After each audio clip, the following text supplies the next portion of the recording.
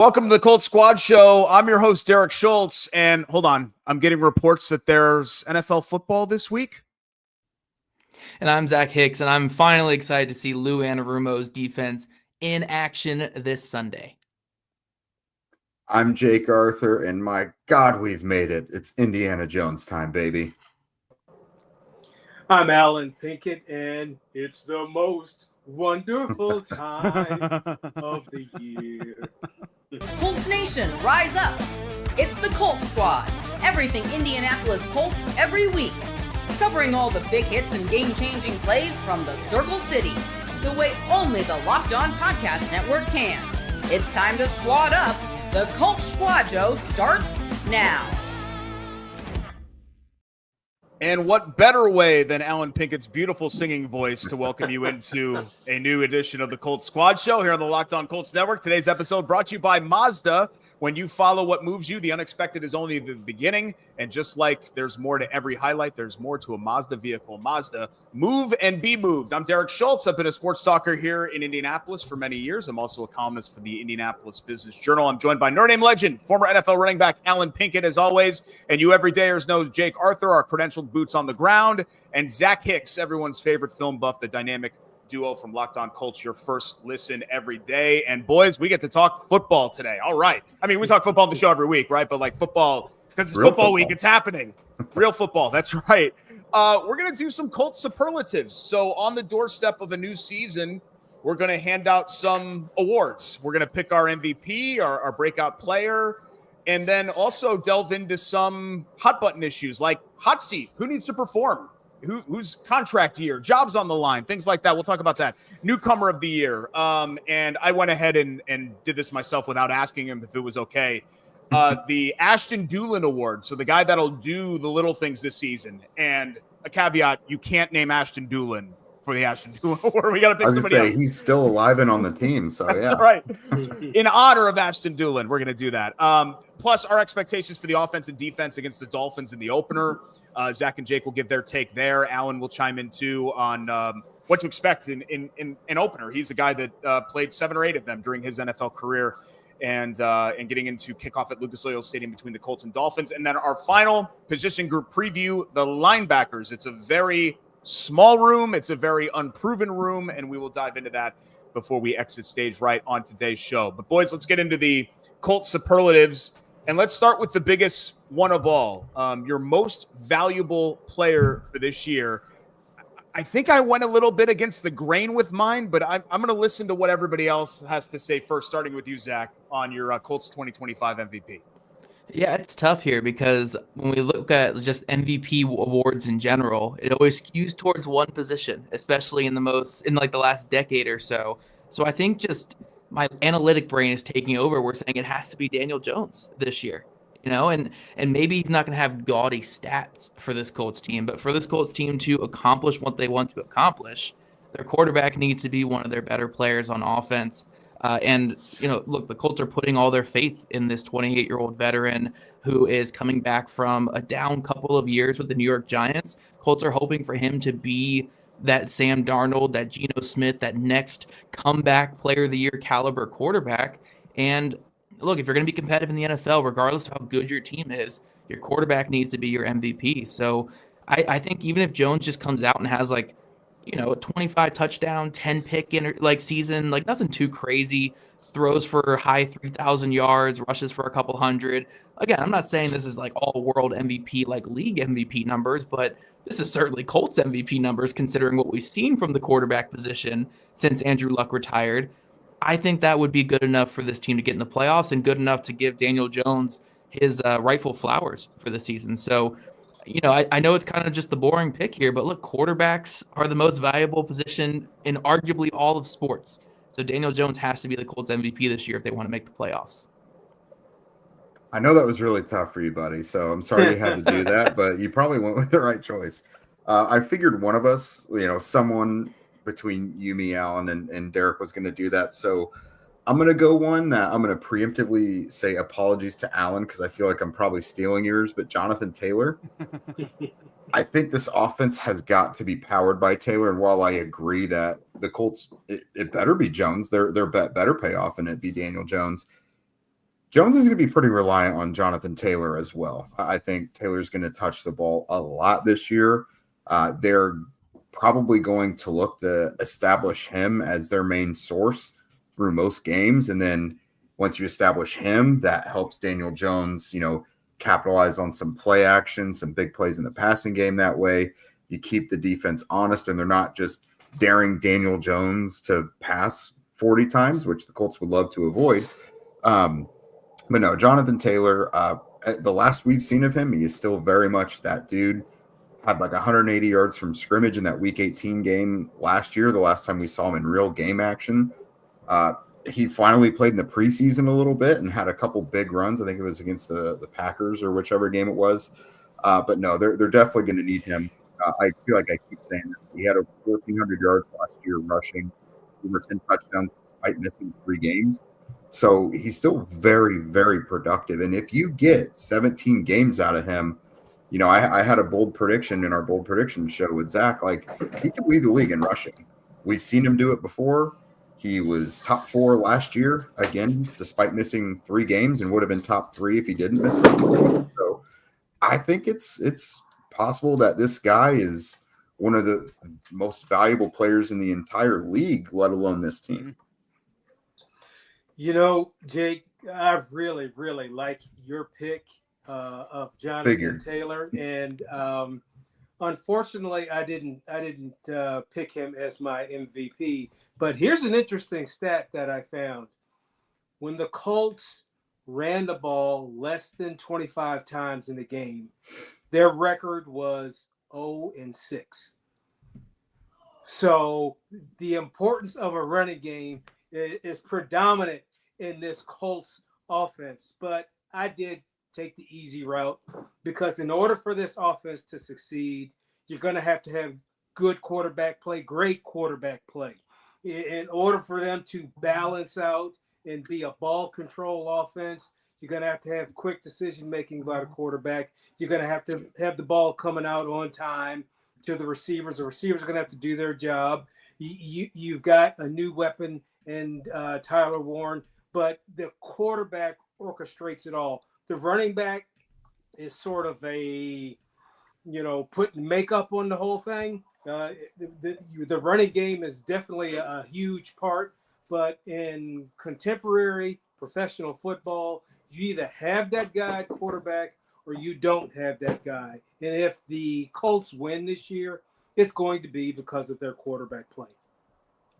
Yeah, and I completely agree that if the Colts are going to do anything this year, Daniel Jones has to be good. But rising to the level of MVP, to me, that means like star level play, which I just don't know if Jones is capable of. I think Jones is capable of efficient winning quarterback play, but I think that's about the bar, right? That you can realistically set for him. So like I said, I went against the grain here because I firmly believe that if the Colts are going to do something this year, like not just sneak into the playoffs, but like make the playoffs and maybe even win a game, I think they really are going to need Leatu Latu to be a star, like a legitimate pass rushing star. Because so much of the defense to me is predicated on that happening, of the Colts having a really effective pass rush. And I don't mean an effective pass rush like by committee. We've seen that in past years. Remember 23, like cumulatively they were a top 5 sacks team, I believe, but it was like every guy had 9.5 sacks. And that's great, right? Like, okay, fine. But when it's like Ngakoue and all these other guys that are just kind of compiling stuff, I don't want that. I want the keep you up at night type pass rush guy. And the Colts haven't had that in a really long time. And Latu has at least flashed that. So if he can get home, I mean, we're not worried about him on pressures, right? He pressures all the time. It's just about closing the deal. I think he can really become a top-end pass rusher, and it'll have a huge effect on the rest of the defense and really the rest of the team. So he's my pick for potential MVP. Yeah, no, I mean, we've talked about a lot on our regular show where this needs to be a huge season for Leatu Latu. For this Colts defense to work this year, Leatu Latu needs to be that top 15 pick. He needs to take that big step in year 2. So I completely agree. I had him for a different category we're going to go over, but I completely agree with you there, Derek. Yeah, I wanted to – as I was kind of doing this out, I think you probably had him for breakout player, right, which is our next one. And I'll just go again just to kind of like a snake draft, just like we do in Yahoo Fantasy, right? Hey, shout out to our plug. Yeah, shout out to our sponsors there. This guy already had a little bit of a breakout last year, but I think Colts fans know that he was good. I don't think he had a breakout as far as nationally. I'm thinking Nick Cross this year takes another step forward with the veteran improvements in the defensive secondary. When you add Mooney Ward, you add Cam Bynum, I think it's only going to help Cross continue to grow and continue to kind of go towards that, reaching that potential that the Colts saw in him. I mean, he had a really good year last year, but I think that maybe there's another step even beyond that for Nick Cross, who's still a very young player, considering that this is his fourth year in the league. I like that one. It, you kind of toil over in your mind, like what qualifies as breakout. Is it someone everyone already knows, what have you? So I'm going to go, Latu with mine. I think, like, I know that one's a little cheap, but Latu just makes a lot of sense to me for all the reasons, you guys already said. Number one, he only had 4 sacks as a rookie. So like, there's a lot of room for improvement, but I haven't heard a single person around the Colts speak as if he's not going to blow up this year.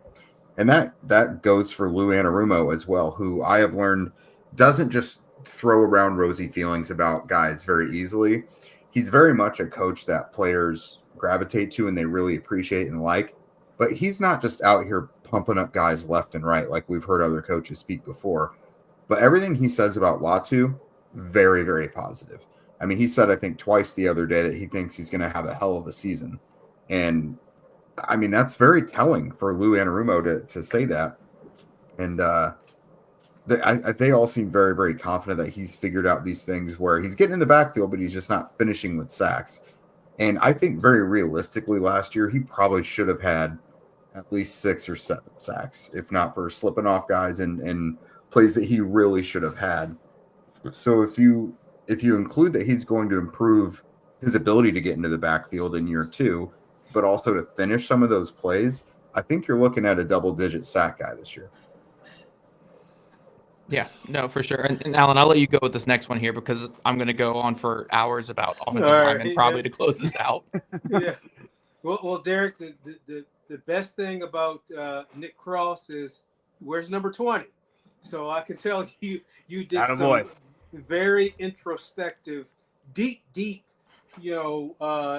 into, which pick makes the most sense. But my breakout player, and I derived this from listening to you, Zach, and Jake watching practice. My breakout player is A.D. Mitchell. I think that when you look at the receiver group as a whole, it's a very, very competent receiver group. And you've got, the big, strong guy in Pittman. You've got the go deep 50-50 guy and Alex Pierce. Your slot guy, you got the quickness, the type of player in Josh Downs, and then you add Tyler Warren, So to me, A.D. Mitchell would be that guy that checks all the boxes for what you want out of an entire receiver unit. To me, he's like a bigger Josh Downs, all right, but maybe a more fleet Michael Pittman. And then if he gets a chance, with his athletic ability, a better Alex Pierce going for the 50-50 ball. So I say he's just based on what you guys saw in practice. We haven't seen it in a game yet, but what you saw in practice, if he can replicate what he did in practice, and I also understand he's an all-pro smack talker too, huh? So that helps. Sometimes you need that to get that vibe going. You get that smack talking game going, and it accentuates your play, unless you make a mistake. But but he is my breakout player. Now he can qualify for some of the other categories too. But as far as breakout player, that's who I chose. Yeah, I would totally say that Latu and A.D. Mitchell are the two guys I want to break out more than anybody else this year because I think that they matter the most to this Colts team getting where they want to be. But the player I'm going to go with is maybe the third guy I put on that, which is Tanner Bortolini at center. Now, it's very, very hard to quantify an offensive lineman breaking out, because you don't really get stats on them. You get the Pro Football Focus grades, but that's really about it that you get when it comes to offensive line play. But true people who like watch the film and see what offensive linemen are doing, you can tell when an offensive lineman has really arrived, when he is communicating with the players next to him, when he is making blocks out in space that you just don't see other guys make. And that center position is such a vital piece of the offense. So you get a really young player coming in here in Tanner Bortolini, who now has a veteran quarterback behind him who's going to help him with those protection calls, help him with, picking up the slack a little bit when it comes to that stuff. And now he can focus on being just an all-out player on the interior, being this dominant zone blocker that I think he's going to be, being a player in pass protection with great eyes and great awareness. I really was impressed by that last year. As long as the anchoring issues can clean up a little bit as the year goes along, or just that he can find some path to survive those power rushers on the interior, I think this can be a top 10 center in football as early as this year. I'm very, very high on Tanner Bortolini. I think he's got a long future with this Colts team and in the NFL in general. And look, when it comes to these smaller centers that are super athletic, I put them on the Garrett Bradbury to the Jason Kelce scale is what I call them. Garrett Bradbury, a former top pick that just flamed out with the Vikings, and Jason Kelce, a first ballot Hall of Famer. If he can just be a little bit closer to Kelce than Bradbury, we're going to be in a great place here when it comes to Bortolini. But I'm really excited about him. Everything I saw this preseason got me really excited about what he can be this year. And I know I might be one of the few people that just goes crazy about offensive line play, but I think Bortolini is just going to be a big asset for this Colts team.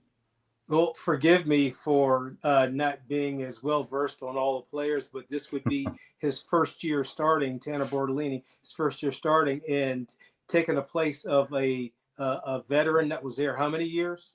Ryan Kelly's there since 2017. Yeah, 2017. Okay. So, or 2016. 2016, yeah. You're right. Yeah. So the long time. Colts share your sentiment. Yeah. No, I mean, look, if they let Ryan Kelly walk this offseason, where like Will Fries, they were constantly negotiating with him throughout the process and they just lost him. Kelly, they were comfortable just letting him go because they had this kid behind him that they trusted. And that's a lot to let a former Pro Bowler walk in free agency. That shows how much they believe in the 22-year-old Tanner Bortolini to step in and play a big role.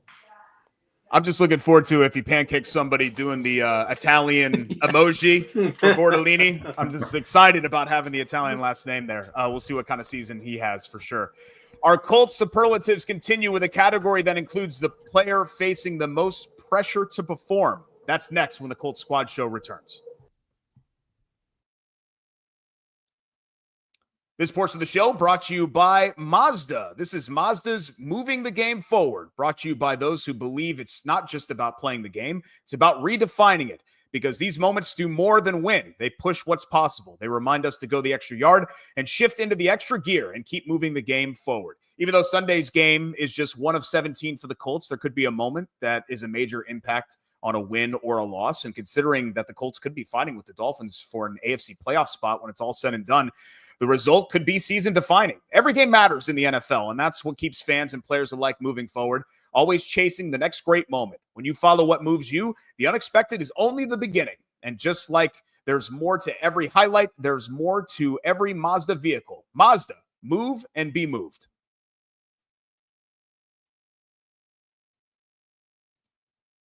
This portion of the show also brought to you by Supply House. When the opening whistle blows on a new repair, get your crew moving forward with Supply House. Order today and see parts on your doorstep tomorrow. Over 280,000 plumbing, HVAC, and electrical items from the most trusted brands in the business. Their real-time inventory and honest lead times keep you from punting projects, while their industry-leading customer service always has your blind side covered. Need parts fast for a project? Boom, Supply House. They have next-day delivery. Talk about a game changer. Also, don't forget about their Trade Master perks with perks like priority shipping and dedicated support. It makes the whole process smoother. Join the free Trade Master program today and score serious perks like priority shipping, lower prices, and dedicated support lines. Visit supplyhouse.com. That's supplyhouse.com to sign up for free and use promo code SHCollege5. That's SHCollege5 for 5% off your first order. That's supplyhouse.com. Real people, real service. And we're back on the Colts Squad Show. Thanks so much for joining us, getting you set for Colts and Dolphins coming up Sunday alongside Alan Pinkett, Zach Hicks, and Jake Arthur. I'm Derek Schultz. But for now, we're handing out some 2025 season awards. We've already got our MVP and our breakout player, and I just teased it.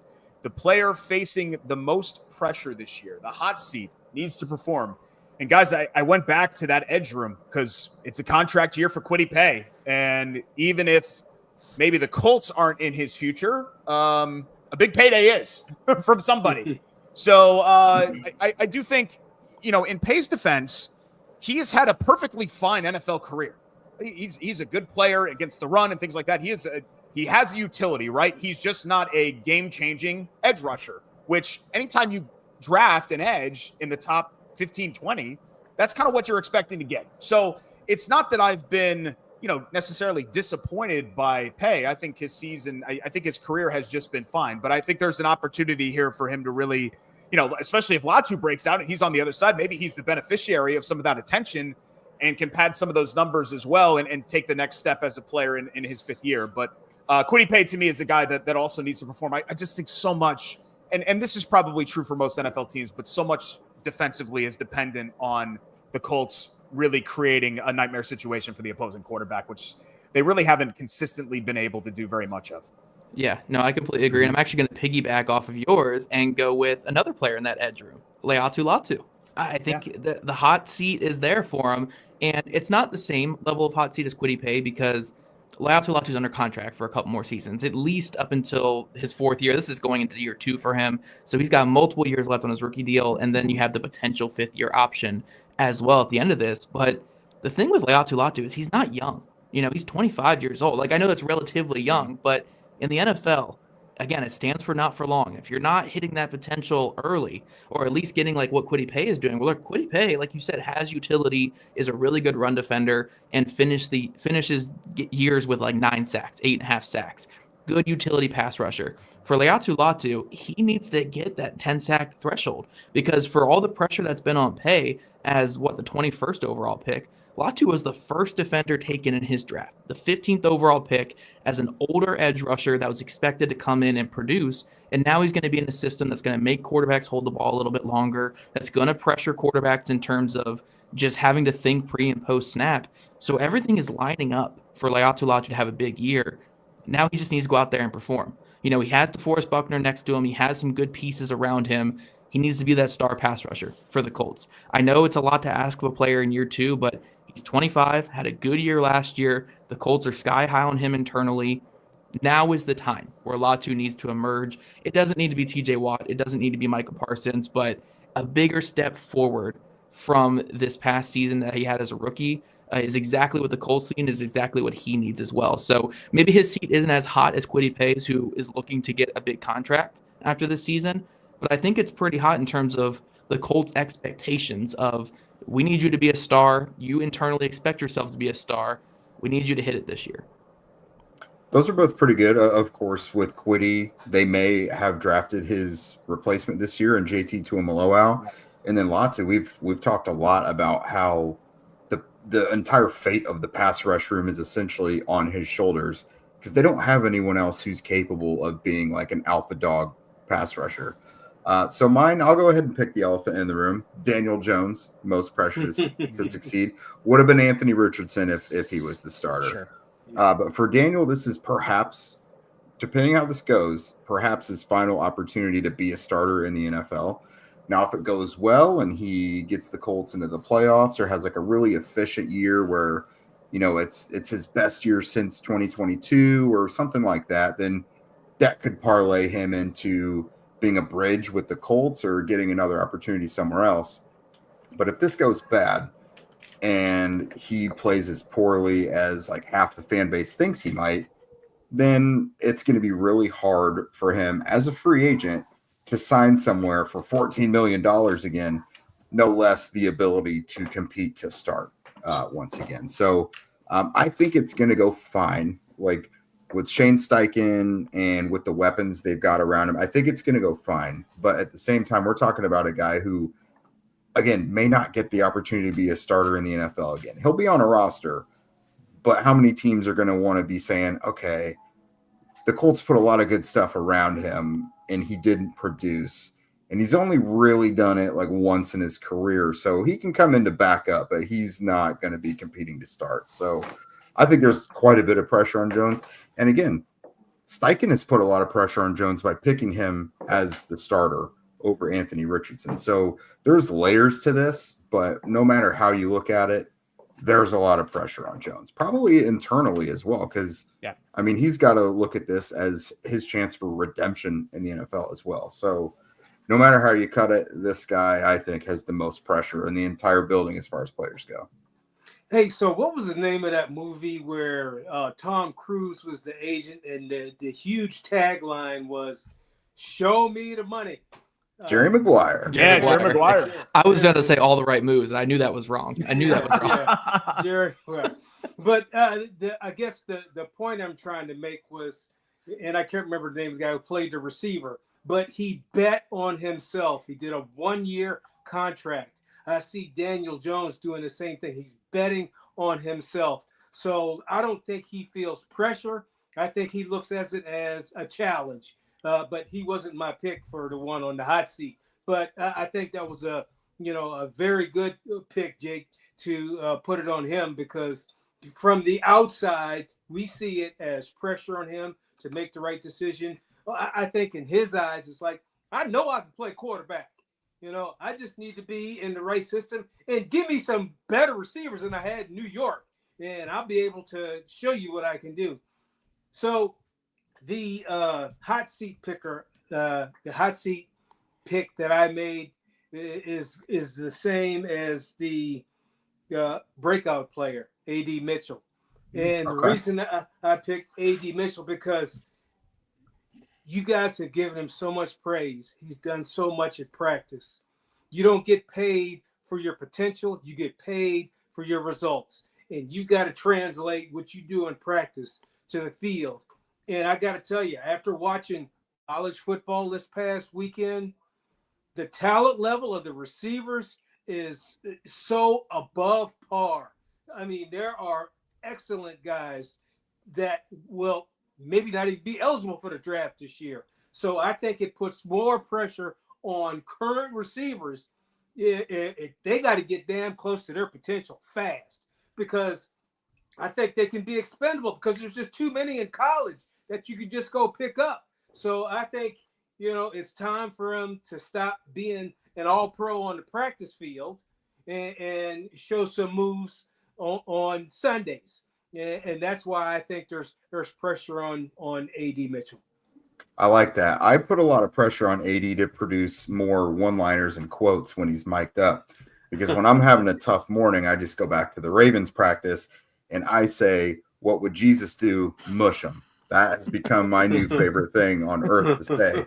So pressure's on AD to produce more one-liners for me to kind of affirm myself and get through the day. Alan, I just wanted to point this out where you're talking about Jerry Maguire. Rod Tidwell, Cuba Gooding Jr.'s character, not that I watched that movie too much, I believe was trying to play for a $10 million contract.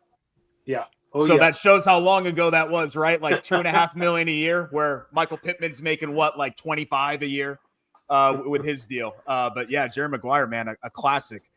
Newcomer of the year. I think you could go in a lot of ways. I mean, you could choose a rookie, right? But also with the way that the Colts uncharacteristically went into free agency, and this was my obvious pick. To me, it's Charvarius Ward. He's like the guy in fantasy. Again, shout out to our friends at Yahoo. You can start every week regardless of matchup. He's an auto play. You're just like, I'm playing him and I'm living with the result because he's that good. I think it's a luxury to have somebody that caliber. I don't think there's any reason to believe that he can't recapture his all-pro form after what some people felt like was a little bit of an off year for him last year. And especially with the way that the injury luck has gone in the cornerback room, Zach, I think, man, that they're really thanking their lucky stars that they went out and paid that guy. Yeah, Charvarius Ward was my second option for this award, just because having a number one corner in the NFL is so vital. It is so different when you have a corner that you just trust on an island. It allows you to mix and match coverages. It allows you to lock the backside and just leave him on an island there. It is so vital for a defense. But sticking with that defensive secondary, I'm going to go with Cameron Bynum. Cameron Bynum was a guy I actually chose as our X factor for the season on our regular show earlier this week. And long story short with that, if you guys want to see my whole explanation, Jake and I spent like 10 minutes talking about it on the regular show. But a lot of what Lou Anarumo wants to do is disguise, pre and post snap, disguise, rotate players, move them around. And the next best free safety you can have behind a Jesse Bates, who just takes away the whole deep end of the field, is a safety like Cameron Bynum, who has free experience, has strong experience, has nickel experience, and was an outside corner in college as well. You can trust him to come down and play man-to-man coverage in a pinch. You can have him rob the middle of the field. You can have him play over the top. You can have him blitz. He can do it all for your defense, and that allows you to disguise things. That allows you to be diverse with your coverages. And again, so much of Lou Anarumo's system is just making quarterbacks think, making them hold the ball instead of 2.5 seconds to 3 seconds to 3.5 seconds in the backfield, and give players like Laiatu Latu and DeForest Buckner a chance to get a sack. So yeah, I think a guy like Cameron Bynum goes a long way towards just disguise, coverage, and communication on the back end of this Colts defense. And I think he's going to be like the quarterback of the defense back there, as a vocal leader, as a fun guy to be around, and also just a guy who helps you disguise everything. Well, I took the term newcomer I took it literally. So I didn't look for a newcomer to the Colts. I looked for a newcomer to the NFL. And I'm really torn. I narrowed it down to two people, and I think I should probably give it to them both. But my first one was Jonathan Edwards as a newcomer. He had a great preseason. And he got picked on a lot. I mean, I saw his number a lot. But as a rookie, that is definitely being thrown into the fire when you come in as a DB, as a rookie. And he was able to make some plays. I think he edged out my second choice for newcomer, which is JTT. Just because JTT can just add so much to that defense. I think he plays well beyond his age. He's just got a maturity that speaks to me, like somewhat like a 10-year vet. And I see him being an asset on special teams, and just someone that can also help in rushing the passer. So I'm sorry I came up with two, but they were pretty much tied for newcomer. I love that. So for me, I've talked about Tyler Warren enough to where you guys know what I think about Tyler Warren. Like, obviously he deserves this, but I want to talk about someone we don't talk a whole lot about. And I've wanted to include him in an award up to this, but Joe Bacci. So Chris Ballard, as long as this goes well, Chris Ballard should hand Joe Bacci the Newcomer of the Year award, because he so far has saved his butt. They didn't do anything at linebacker this offseason. Zaire Franklin was injured the entire offseason and luckily was able to come back for training camp. But Jalen Carlisle was out the entire offseason nursing his shoulder injury. Was in training camp for a couple weeks before suffering an ankle injury after getting demoted to the second team. And now he's on IR, designated to return. But they didn't do anything at linebacker because they were like, we love Jalen Carlisle. And obviously Zaire Franklin was going to start. Well, here comes this who cares special teams guy who's on the team because he has played for Lou Anarumo before, Joe Bacci. And he's one of the best defenders on the entire team the entire summer. The guy went out and made plays in the passing game every day, like got an interception in the preseason as well.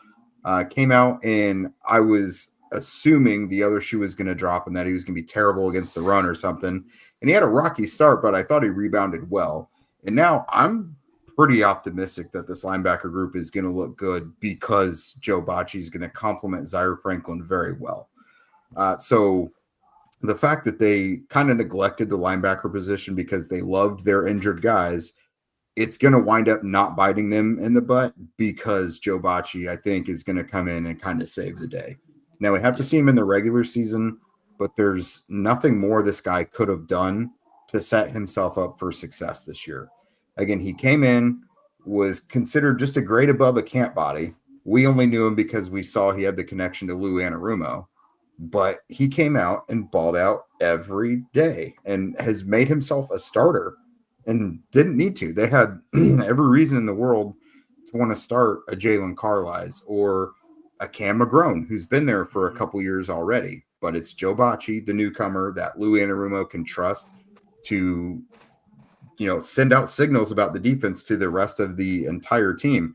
And mind you, Joe Bacci has also been a huge sounding board for Zaire Franklin, who again wasn't on the field during the offseason, but has been able to quickly acclimate to this defense, in part because of the help he's getting from Joe Bacci.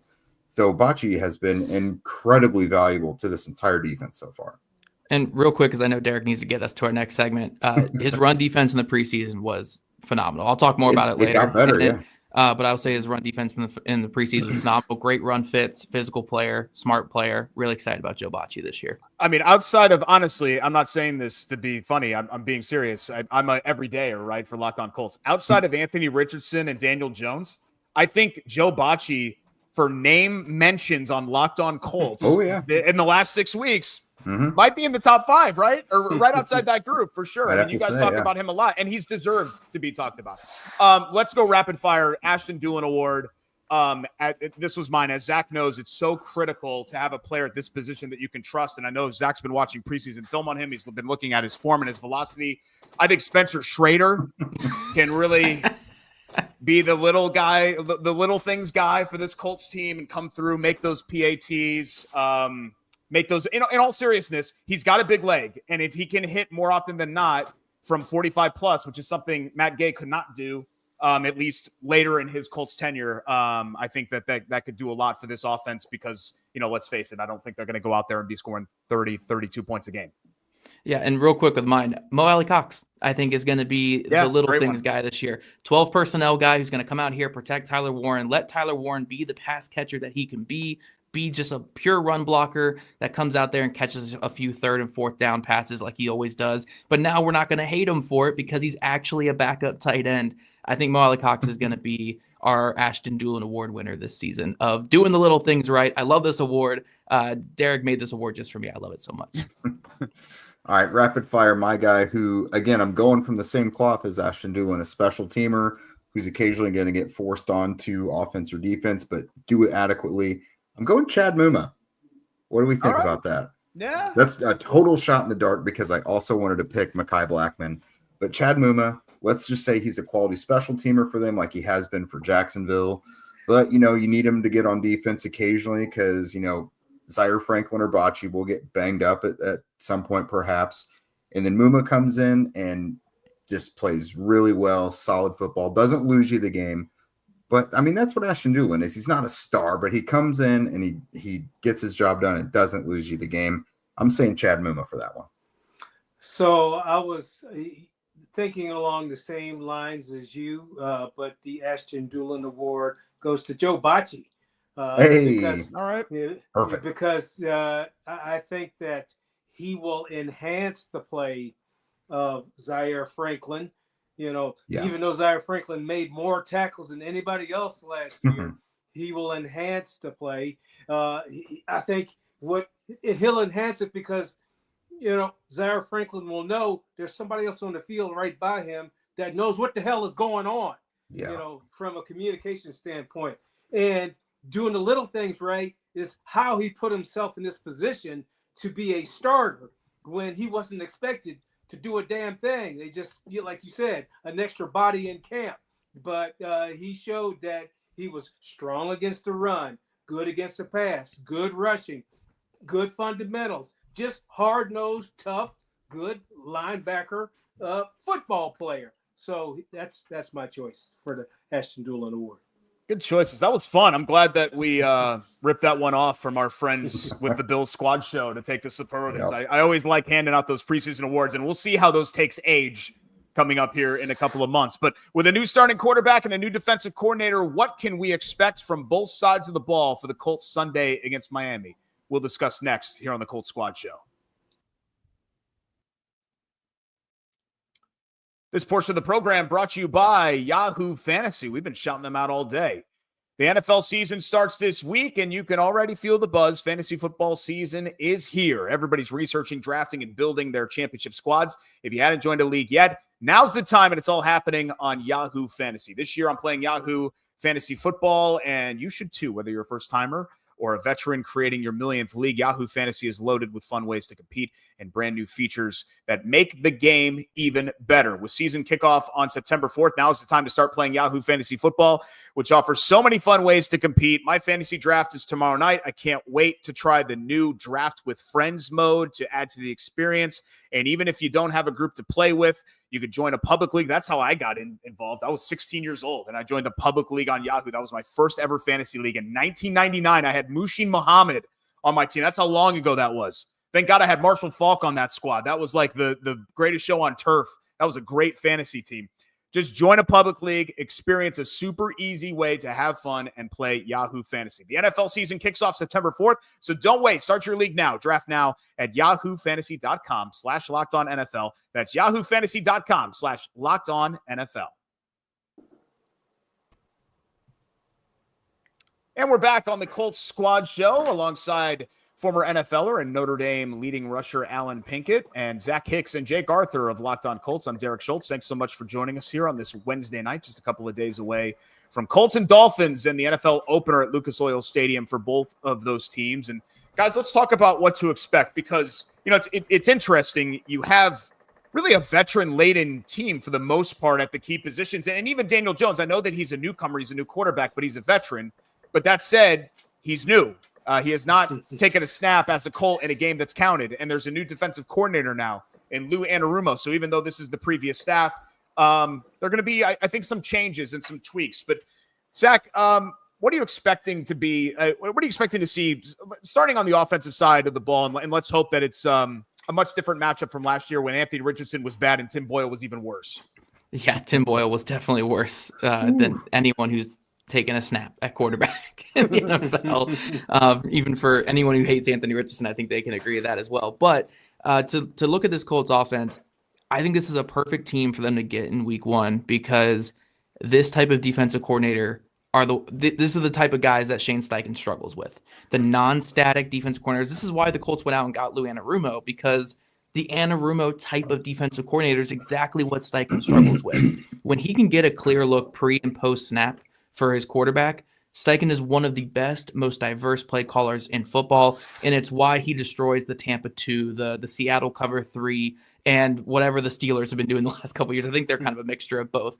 But this is why he kills those teams. But he has struggled against the Baltimore Ravens defensive tree, the Lou Anarumo tree, the Fangio style of tree that is taking over the NFL right now. The more muddy the looks, the tougher it is for his offense that relies on half-field reads stacked on top of each other in the passing game. And we saw it with Anthony Richardson last year. We saw it with Gardner Minshew the year before. We even saw it going back to Jalen Hurts with the Philadelphia Eagles, how much they struggled against like Dennis Allen, for instance. It was a really, really rough showing against that New Orleans Saints team. I think this is a really great matchup for him to start off the year because it's a way for Shane Steichen to, one, get months and months of film on this Dolphins team, months and months to get ready for this game, and just go out here and try to put his best foot forward when it comes to overcoming these woes he's had against defensive coaches like this, because Weaver's going to come after him in this game like he did last year against the Colts, and when they held the Colts to 13 points, like 16 points I think is what it was in that matchup. They're going to come after the run game. They're going to stack the box. They're going to bail late into coverage. And they're going to make these receivers have to beat man coverage and win in space. And it's going to be on these Colts players to, one, get to their landmarks on time and be ready for those quick outlet passes from Daniel Jones, and then to create after the catch. It's a really great matchup for them, though, because also on top of this, the Dolphins are really banged up. So it really is like, as long as you can scheme up guys open, there's no excuse not to win and not produce on offense in this game. But again, traditionally, this is a type of coordinator that gives Shane Steichen some issues. So I'm really curious to see what kind of game plan we see from the Colts. They want to run the ball. The Dolphins are really good at running the ball, or good at stopping the run on defense. So it's going to come down to Daniel Jones and this passing offense, again, against a passing defense that the Colts typically struggle with. Yeah, I think what I would like to see is for Shane to use Miami's strengths against them. Their defensive front is going to be the driving force here. Jalen Phillips, Bradley Chubb, Chop Robinson, Zach Seiler, like they got some dudes up front. But if you acknowledge that and the fact that you're probably not going to stop that, you know, use draws, use those long developing screens where the line gets up basically up in your grill, and then you dump it off on the screen, and you've already got 4 defenders past you with nothing but room to run. And then that weak secondary that we're talking about, the Colts have blockers ahead. I would love to see the Colts screen them to death and use those long developing short plays. I think that would be a good recipe for success, just unless you're going to count on, the screen game, and you can get as creative as you want. But I think that is kind of a simple solution is just using those screens and the draws. I really, that's not something we've seen them use a lot of, but I mean, better late than never. I mean, Zach, what do you think? Do you think that would work specifically with this defense? Yeah, I mean, work in the screen game, especially when you have a player like Tyler Warren. Get the ball to Tyler Warren and let him create in space.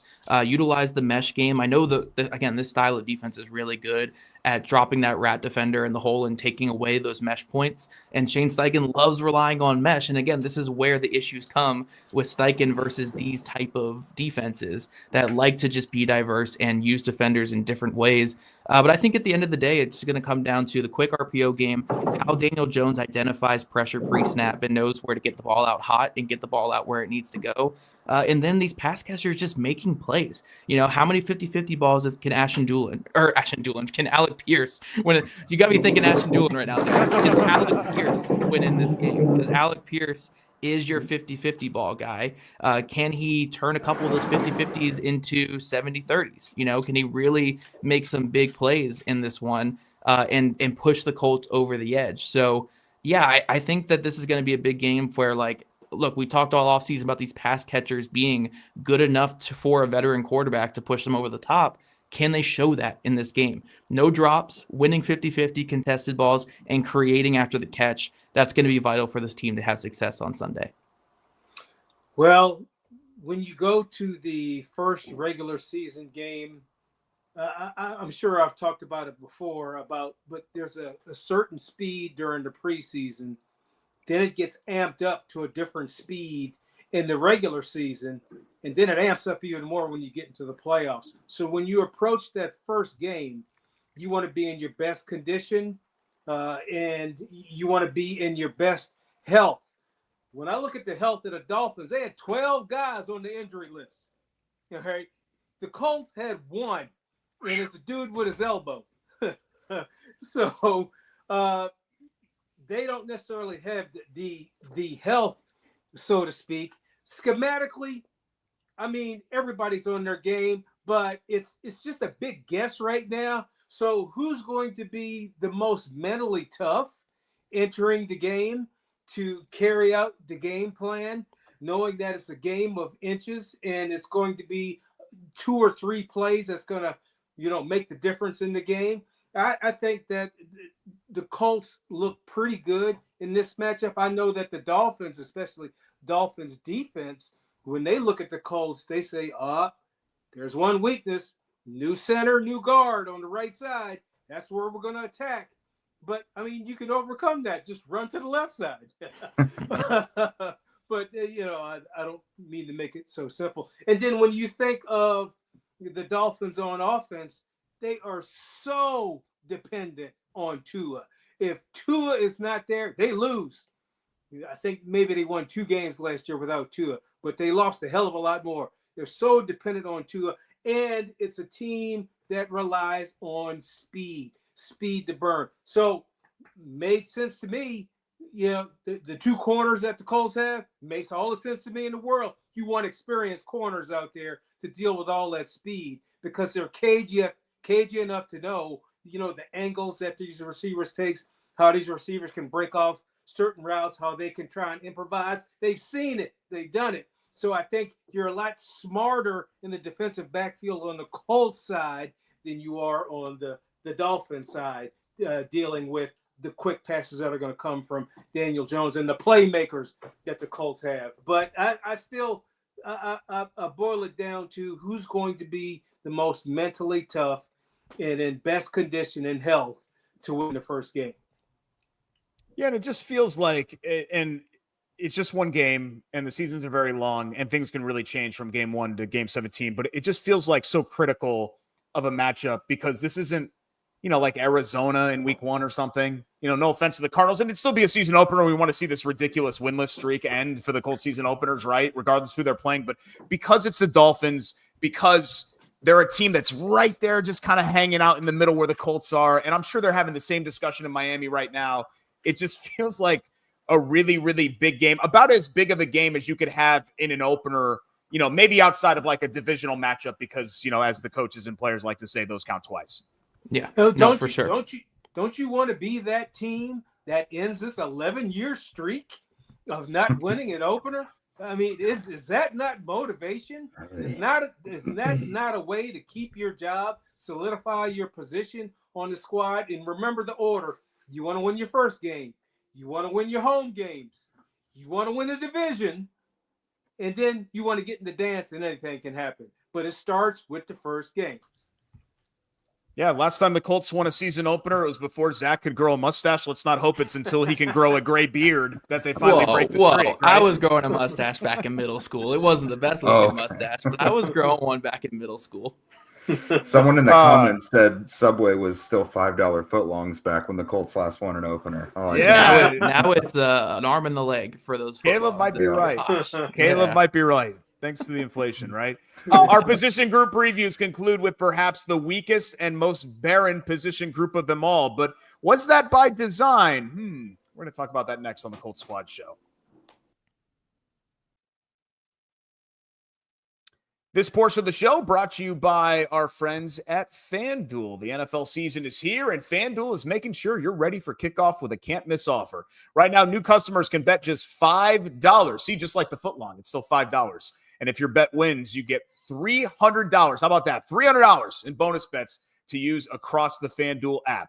From the 5-game parlayers to the casual prop bettors, FanDuel has something for everyone and fits however you like to wager. One of my favorite things to do is hop on the app in-game and place live wagers. When you feel like things are starting to turn in a different direction, sometimes you can sense it. Sometimes you can hop on that early. A point spread, a prop, anything like that. That's the beauty of FanDuel. It makes every game more exciting when you wager. So are you ready to play? If so, download the FanDuel app now by visiting FanDuel.com to get started. Download the FanDuel app now. Again, FanDuel.com. And right now, new customers can bet just $5. And if your bet wins, you get $300 in bonus bets to use across the app. That's FanDuel.com to place your first $5 bet today.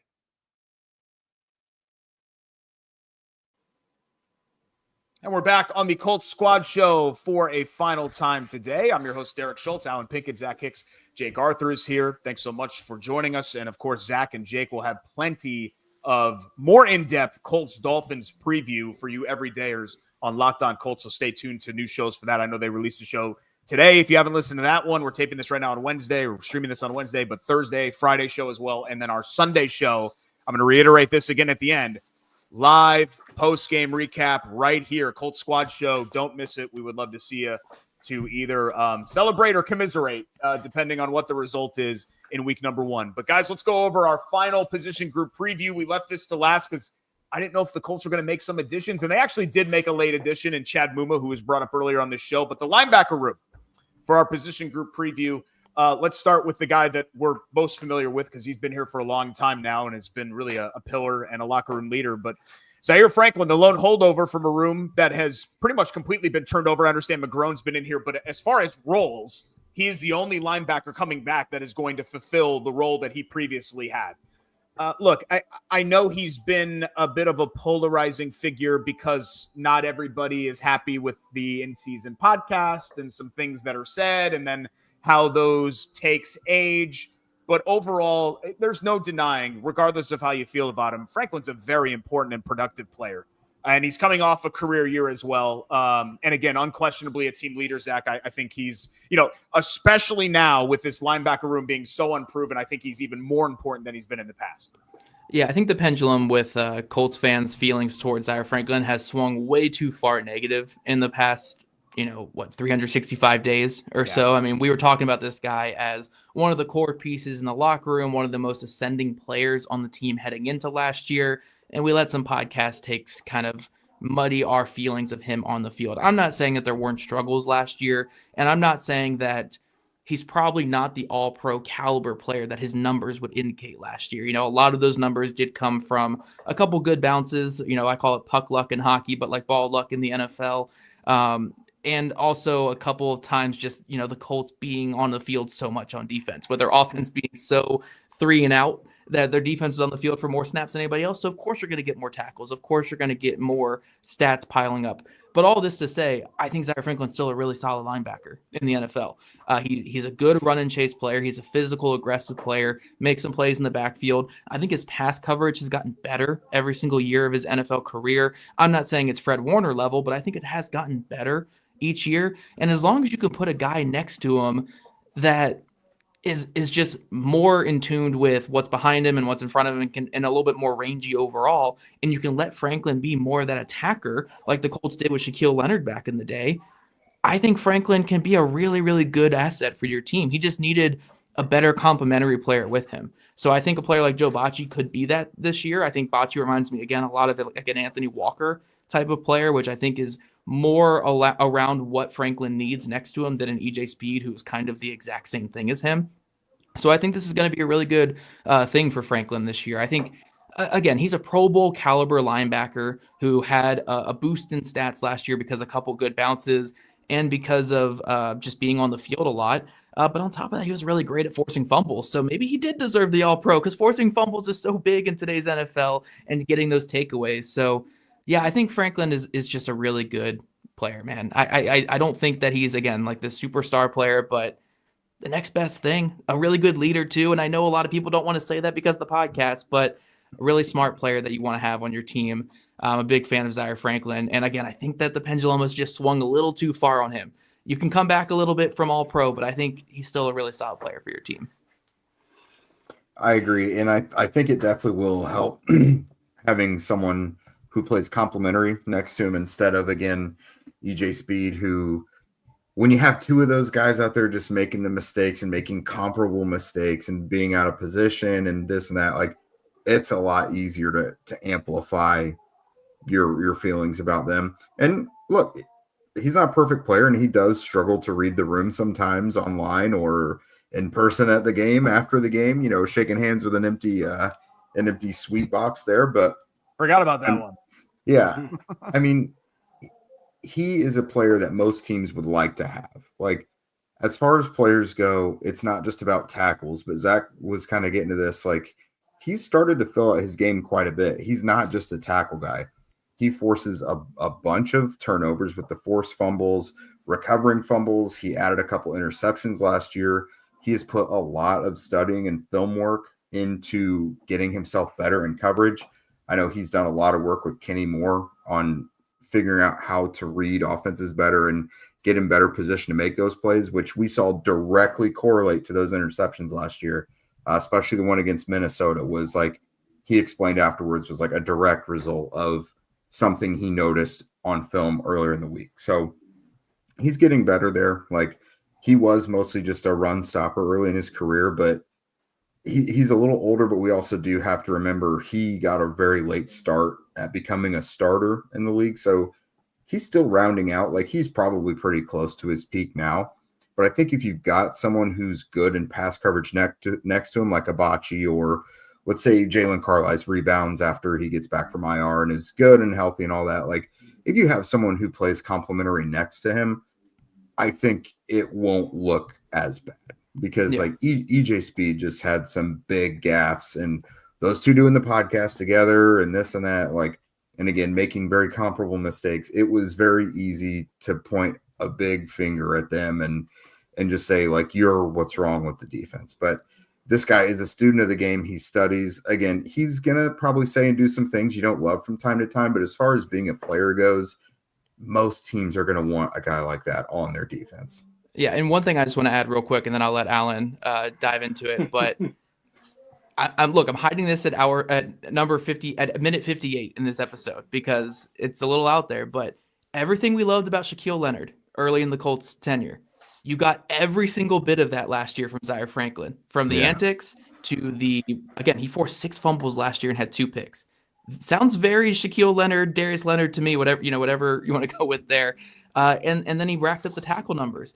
So whatever your feelings were on Leonard in his early tenure with the Colts, that's kind of what I thought Franklin was last year, which again, I think is more of a Pro Bowl than an all-pro caliber guy, which again is the hot take I'm hiding here at the end of the episode. But I think that's kind of what Franklin gave the Colts last year. And I'm not going to hate a guy for being a productive and good player on a bad defense.